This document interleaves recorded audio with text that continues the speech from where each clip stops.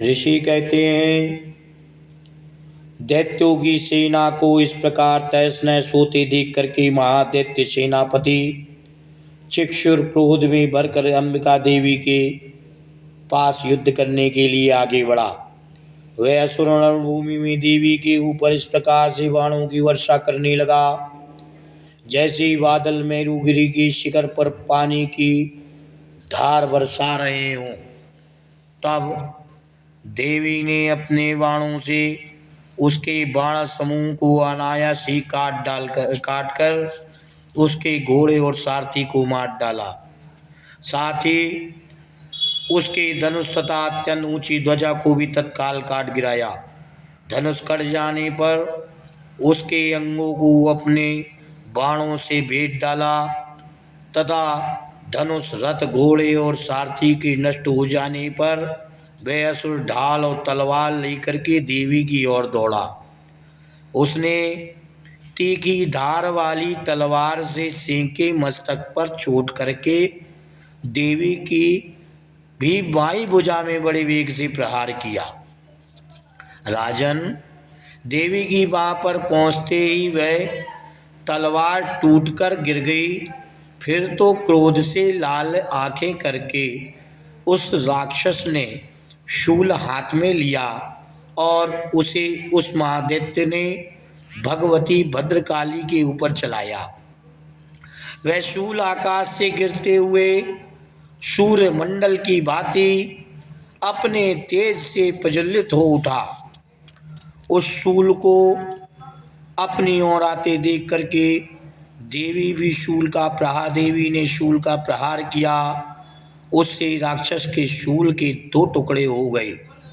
साथ ही महादैत्य चिक्षुर की भी धज्जियां उड़ गई। वह प्राणों से हाथ धो बैठा। महिषासुर के सेनापति उस महापराक्रमी चिक्षुर के मारे जाने पर देवताओं को पीड़ा देने वाला चामर हाथी पर चढ़कर के आया। उसने भी देवी के ऊपर शक्ति का प्रहार किया, किंतु जगदम्बा ने उसे अपने हुक्कार की ही आहत कर दिया और निष्प्रभ करके तत्काल पृथ्वी पर गिरा दिया। शक्ति टूट कर गिरी हुई देख करके चामर को बड़ा क्रोध हुआ। अब उसने शूल चलाया, किंतु देवी ने उसे भी अपने बाणों द्वारा काट डाला। इतने में ही देवी का सिंह उछल करके हाथी के मस्तक पर चढ़ गया और उस दैत्यों के साथ जोर से युद्ध करने लगा। और बाहु युद्ध करते करते वे दोनों लड़ते लड़ते हाथी से पृथ्वी पर आ गए। अत्यंत क्रोध में भरे हुए एक दूसरे पर बड़े भयंकर प्रहार करते हुए लड़ने लगे। तदंतर सिंह ने बड़े वेग से आकाश की ओर उछला। उधर से गिरते समय उसने पंजों की मार से चामर का सिर धड़ से अलग कर दिया। इसी प्रकार उदग्र भी शिला और वृक्ष आदि की मार खा करके रणभूमि में देवी के हाथ से मारा गया तथा कराल भी दांतों और मुक्कों और थप्पड़ों की चोट से धराशायी हो गया। क्रोध में भरी हुई देवी ने गदा की चोट से उद्धत का कचूमर निकाल दिया और बिंदीपाल से वाशकाल को तथा वाणों से ताम्र और अंधक को मौत के घाट उतार दिया। 3 नेत्रों वाली परमेश्वरी त्रिशूल से उग्रास और उग्रवीर तथा महाहनु नामक दैत्यों को मार डाला। तलवार की चोट से विडाल के मस्तक को धड़क से काट गिराया। दुर्धर और दुर्मुख इन दोनों को भी अपनी बाणों से यमलोक भेज दिया।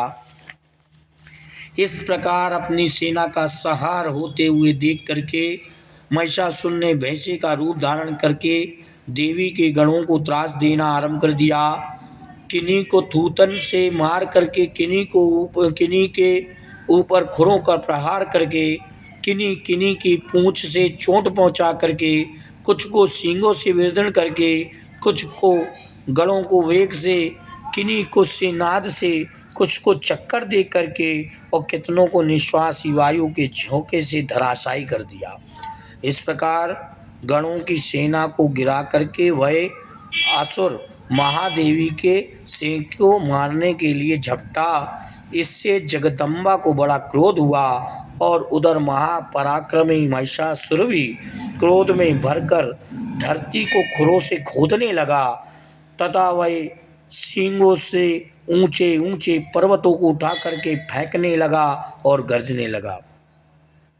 उसके वेग से चक्कर देने के कारण पृथ्वी क्षुब्ध होकर के फटने लगी।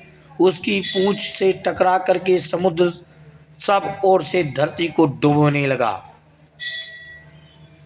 हिलते हुए सींगों के आघात से विदीर्ण होकर के बालों के टुकड़े टुकड़े हो गए।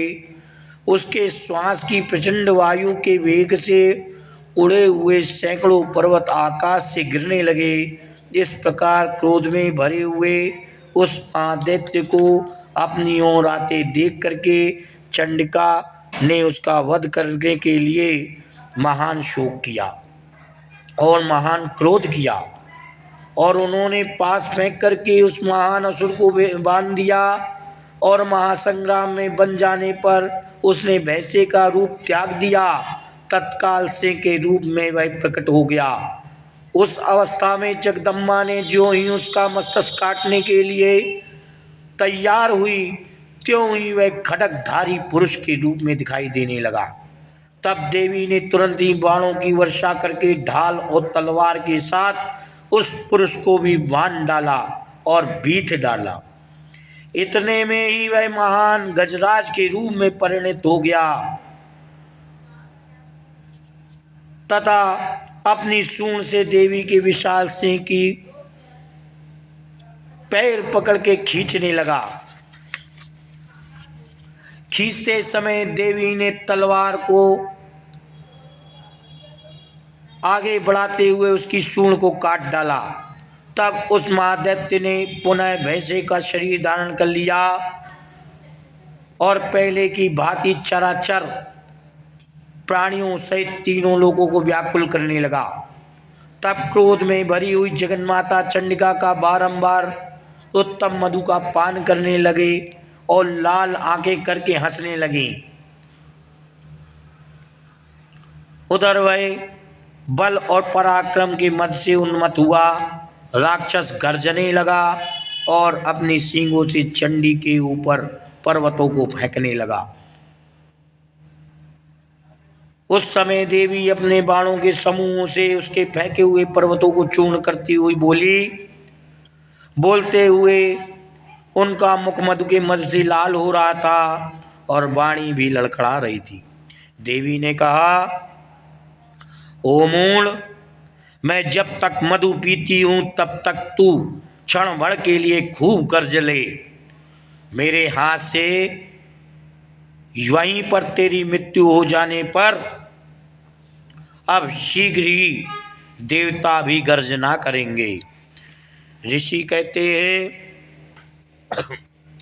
यों कह करके देवी उछली और उस महादैत्य के ऊपर चढ़ गई और फिर अपने पैरों से उसे दबा करके उन्होंने शूल से उसके कंठ को आघात किया और उनके पैरों से दबा होने पर महिषासुर अपने मुख से दूसरे रूप में बाहर आने लगा। अभी आधे शरीर से ही वह बाहर निकलने पाया था कि देवी ने अपने प्रभाव से उसे रोक दिया। आधा निकले होने पर वह महादैत्य देवी से युद्ध करने लगा। तब देवी ने बहुत बड़ी तलवार से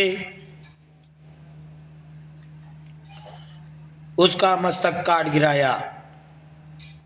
फिर तो हाहाकार करती हुई दैत्यों की सेना सारी भाग गई। संपूर्ण देवता अत्यंत प्रसन्न हुए।